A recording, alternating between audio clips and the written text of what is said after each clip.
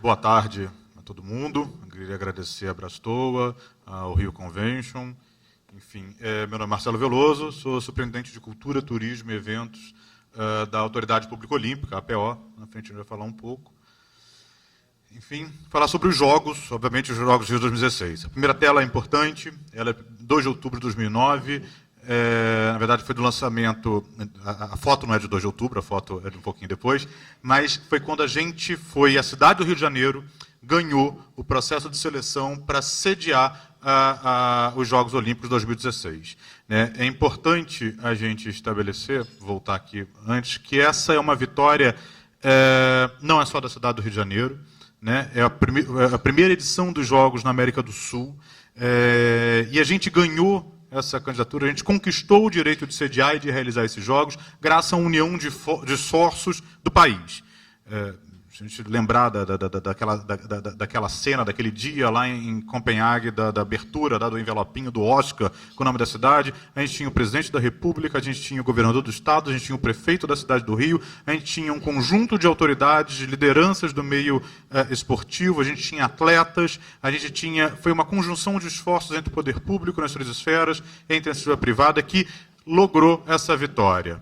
E essa foi uma característica específica da candidatura do Rio de Janeiro, o porquê que Madrid não levou essa candidatura, porquê que Chicago perdeu, foi exatamente pela falta de entrosamento e união entre todos eles. Então, acho que, já no início da fala, a gente pode falar que o grande legado que eu espero que a organização dos Jogos possa deixar para a cidade é a capacidade de a gente trabalhar de modo organizado, planejado e com fim único, juntando os diversos setores que compõem essa nossa sociedade. Enfim, a candidatura dos Jogos do Rio, ela foi pautada em 3 grandes, eixos. É uma oportunidade, são as oportunidades que os Jogos geram. O prefeito de Londres, logo quando a gente ganhou, numa conversa, com o prefeito Eduardo Paes, ele comentou que ou a cidade ela se aproveita dos Jogos ou os Jogos se aproveitam da cidade. Eu acho que a gente está conseguindo aqui, nesse processo de construção, que os Jogos sirvam aos interesses da cidade. Então, oportunidade de promoção, oportunidade de antecipação de políticas públicas que já estavam previstas, que não saíam do papel, a gente saber utilizar os Jogos para potencializar e tirar proveito para a população, para o nosso conforto, etc. O legado aqui que, efetivamente, os Jogos, o investimento direto nos Jogos, eles deixam para a cidade, o que a gente ganha do ponto de vista tangível e intangível, seja do ponto de vista de infraestrutura ou de valores. Por exemplo, todo o conhecimento adquirido e elaborado por brasileiros no processo de construção do jogo, ou seja, esse é um patrimônio, intangível, mas um patrimônio excepcional. Como é que a gente trabalha isso, como é que a gente transforma isso em saber que a gente possa, de certa maneira, que a gente possa efetivamente passar isso para outras gerações, que a gente possa transferir esse conhecimento. E economia, são jogos baratos. Os Jogos Rio 2016, eles são menos custosos do que os Jogos de Londres, são mais baratos que os de Pequim, são mais baratos que os de Atenas. Essa tem sido uma meta e um norte dos governos e do Comitê Rio 2016. Obviamente, a gente tem um jogo que gera oportunidades, a gente tem um evento que gera oportunidades, a gente tem um evento que deixa legado concreto, e a gente tem isso tudo a baixo custo, a gente tem, efetivamente, uns jogos sustentáveis do ponto de vista de investimento, de esforços e de ganho para a gente. Falei, já é um compromisso do Brasil, um compromisso do país, um compromisso do Estado, não é um compromisso só da cidade do Rio de Janeiro. Os jogos eles não acontecem só na cidade, por mais que 90 e tantos % dos jogos aconteçam aqui, mas a gente tem jogos de futebol em 5 outras cidades, em Belo Horizonte, Brasília, São Paulo, Manaus e Salvador. A gente tem a tocha olímpica que vai percorrer 330 cidades pelo país, e a ideia é que a gente possa efetivamente engajar e costurar e envolver todos os brasileiros de todo o país. A dimensão é o maior evento do planeta, estava falando antes. O pessoal preocupado, alguns anos atrás, com Copa do Mundo, etc. Tudo mais, falou, para o Rio de Janeiro, a Copa do Mundo é fichinha. Uma cidade que organiza o Carnaval e o Réveillon são, do ponto de vista de complexidade do evento, ele é muito maior do que a Copa do Mundo. Agora, os Jogos Olímpicos e Paralímpicos não. Eles, efetivamente, é o maior evento do planeta, é a maior estrutura organizacional do ponto de vista operacional, etc., do planeta em tempos de paz. Só as guerras são maiores que os Jogos Olímpicos. né? A gente tem 7,2 milhões de ingressos sendo vendidos, 4 bilhões de espectadores, mais de 100 mil pessoas diretamente envolvidas nos jogos. Isso tudo, em grande parte, aqui na cidade do Rio. Diferença que eu tinha comentado da Copa para os Jogos Olímpicos, é uma dimensão completamente distinta. Lá a gente tinha 32 países, aqui 204, 723 atletas, aqui são 15 mil atletas, 15 mil voluntários na Copa do Mundo, nós vamos trabalhar com 70 mil voluntários aproximadamente. É um esporte, aqui a gente tem 5 esportes. Então, só dentro dos Jogos Olímpicos nós temos 2 Copas do Mundo, masculina e feminina. Além de todos esses outros esportes, são 42 modalidades olímpicas, 23 modalidades paralímpicas. A organização é uma só, já desde os Jogos de Londres, efetivamente, uma prática sido adotada pelo COI, né? São 2 jogos com uma única organização, mas a preocupação do ponto de vista de construção de toda essa estrutura que atenda à dinâmica dos 2 jogos, seja das práticas esportivas ou das necessidades de acessibilidade que a cidade tem que oferecer. Vão acontecer os Jogos Olímpicos de 5 a 21 de agosto, falta apenas 252 dias, portanto é depois de amanhã, logo depois do Natal, e os Jogos Paralímpicos de 7 a 18 de setembro, falta um pouquinho mais, 285 dias, é depois do Carnaval. Infraestrutura que está sendo gerada. Enfim, esse é o Parque Olímpico da Barra, onde está concentrada a maior parte das atividades esportivas, que é uma projeção de como ele vai ficar. Vou passar rapidamente. Enfim, aí o Parque Olímpico em foto atual agora, a última tomada de foto de novembro de 2015. A gente já tem mais de 80% do Parque Olímpico pronto, das instalações do Parque Olímpico prontos, né? Então nós temos as 3 arenas cariocas, o velódromo, a Arena Olímpica, a Arena do Futuro, o centro de mídia ali atrás, onde vão ficar a imprensa, o hotel de mídia, o centro aquático Maria Lenk aqui. Na Barra da Tijuca, próximo à Lagoa da Barra, uma outra visão do Parque Olímpico. E o que é interessante é que a maior parte desse parque, os equipamentos, alguns ficam, outros são desmontados, depois a maior parte desse parque, ele na verdade é um empreendimento imobiliário, ele é um empreendimento privado, não gerando tantos custos. Outra visão do Parque Olímpico, fotos atuais, em outubro ainda, nessa foto é de novembro, é o teste da iluminação. Complexo Esportivo de Deodoro, esqueci de comentar, mas os Jogos Olímpicos eles acontecem em toda a cidade do Rio, né? Nas 5 principais regiões, a gente tem jogos no centro, a gente tem jogos na Zona Norte, a gente tem jogos na Zona Oeste, a gente tem jogos na Zona Sul. O principal cluster de competições é na Barra da Tijuca, no Parque Olímpico da Barra. O segundo maior centro de competições é o Complexo Esportivo de Deodoro, que é uma área militar, né? A gente tem um conjunto de instalações. O Complexo de Deodoro, uma vista agora recente também. Lá atrás, consegue ver, a gente tem o Parque Radical, lá na frente eu vou falar, é um grande legado, importante legado para essa região da cidade, que é uma região pobre, que com pouquíssimos ou praticamente nenhum espaço público de lazer, de prática de esporte, e que atende não só a cidade do Rio, mas todo um conjunto de cidades da Baixada Fluminense. Uma outra visão de Deodoro, a gente tem a Arena da Juventude, a gente tem o centro de hipismo, o centro de tiro, o estádio de Deodoro, com algumas outras práticas esportivas. Aqui a canoagem slalom, que já está pronto. Essa canoagem já, em dezembro, ela é aberta à população como um parque público, só a área da canoagem. Depois, na frente, a gente tem outras áreas que vão ser disponibilizadas, o hipismo. Para além disso, a gente tem na Lagoa a competição de vela, de remo, perdão, na Marina da Glória vela, no Sambódromo tiro com arco e a chegada da Maratona Olímpica, a Marina da Glória que eu tinha comentado, o golfe na Barra, enfim, são as instalações todas que a gente tem envolvendo praticamente toda a cidade. O legado, que eu acho que é a grande questão que tem norteado a discussão do jogo como um todo, é o que os Jogos Olímpicos e Paralímpicos deixam para a cidade do Rio de Janeiro. Primeiro, em relação à prática esportiva.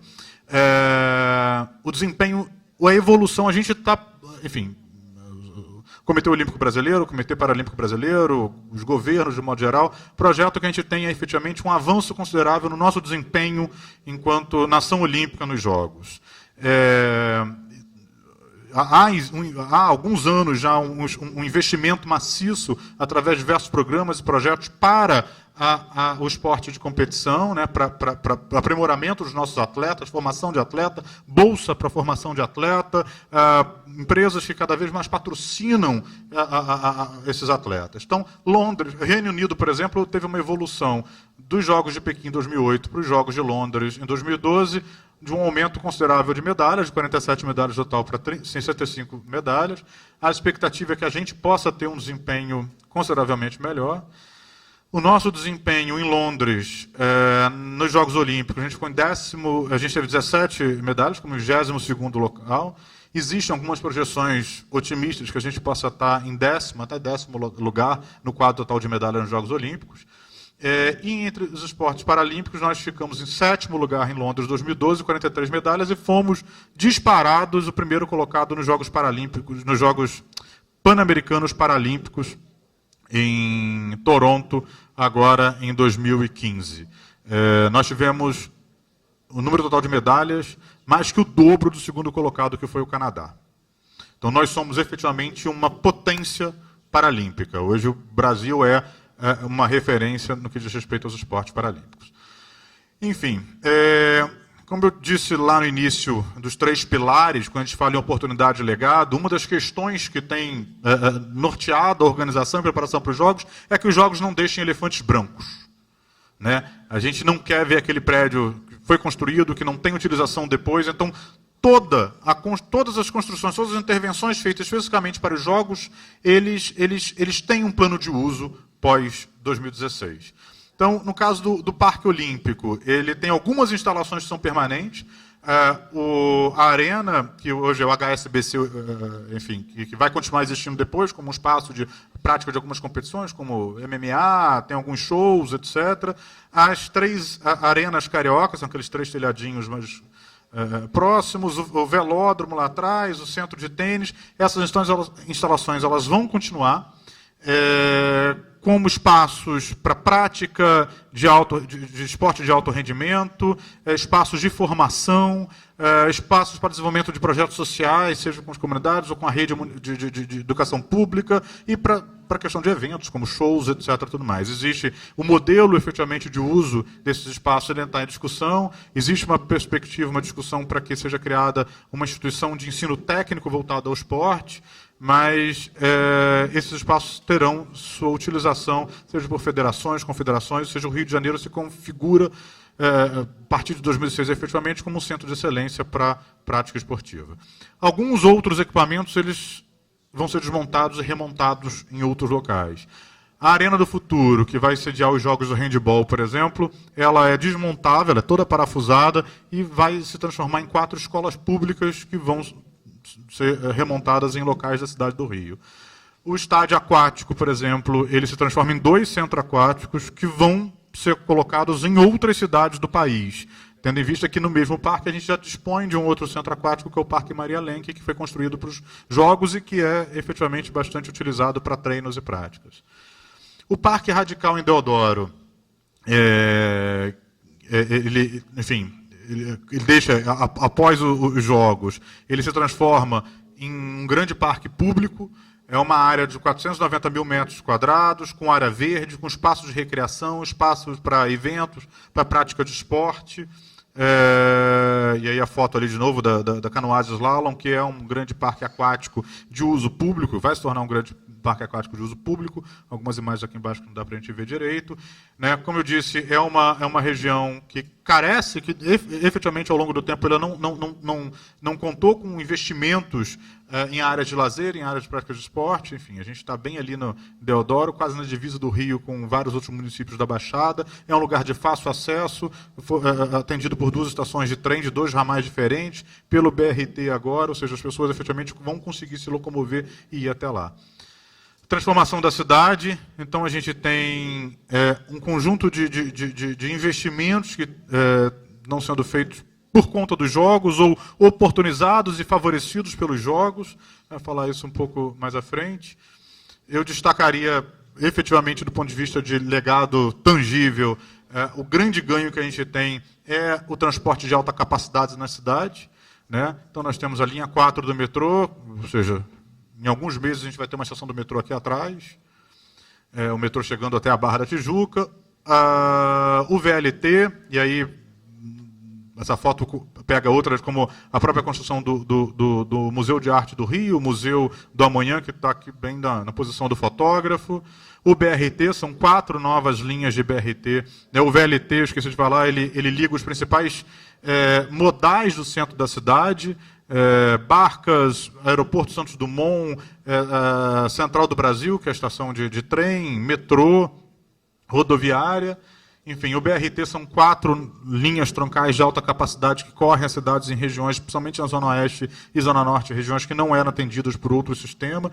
Tudo isso envolve a otimização do sistema de transporte público da cidade, dos ônibus. Enfim, a rede de transporte de alta capacidade, em 2009, ela atendia 18% da nossa rede, efetivamente, 18% da nossa rede de transporte. Em 2009 era de alta capacidade, em 2017 a gente vai ter esse percentual aumentado para 63%, com a ampliação da linha 3 do metrô, em azul mais claro o BRT, em rosinha ali no meio o VLT. Outras ações de legado que efetivamente os jogos estão proporcionando para a cidade, são compromissos e garantias que o país assume durante a candidatura, é a revitalização da área portuária, e para quem é do Rio sabe a importância que isso tem, toda a nossa orla da cidade para a Baía de Guanabara, que é onde a cidade foi fundada, cresceu e tem uma importância econômica tremenda, a cidade está completamente alijada por, enfim, uma ocupação que não favoreceu essa relação. A gente tem a demolição da perimetral, a construção de 2 novas vias, a revitalização dessa área importante que gera um impacto para toda a região portuária, a construção de novos hotéis, de novos empreendimentos empresariais, o aeroporto do Galeão, que vai ter um aumento de capacidade absurdo e melhoria na prestação de serviços. Enfim, o Galeão ele carecia bastante de uma melhoria. O Parque Madureira, que é uma outra grande área de lazer, de prática de esporte, na zona norte da cidade, ou seja, são quilômetros de extensão, que é um sucesso, um case fantástico. A cidade, uma parte dele foi inaugurada já, a outra parte acabou de ser inaugurada por conta dos jogos. E o legado intangível, que não são efetivamente não são as infraestruturas, mas o que a gente ganha com os jogos. Né? Você tem um conjunto de valores olímpicos que são trabalhados nas escolas, nos meios de comunicação, né? O que significa os valores de respeito, de valorização, por exemplo, uma questão que tem sido tratada, quando a gente diz isso, em relação as nossas forças de segurança no trato com a diversidade. A cidade vai receber um conjunto gigantesco de pessoas de lugares diferentes do mundo, onde você tem níveis de sensibilidades de trato que são especiais. Né?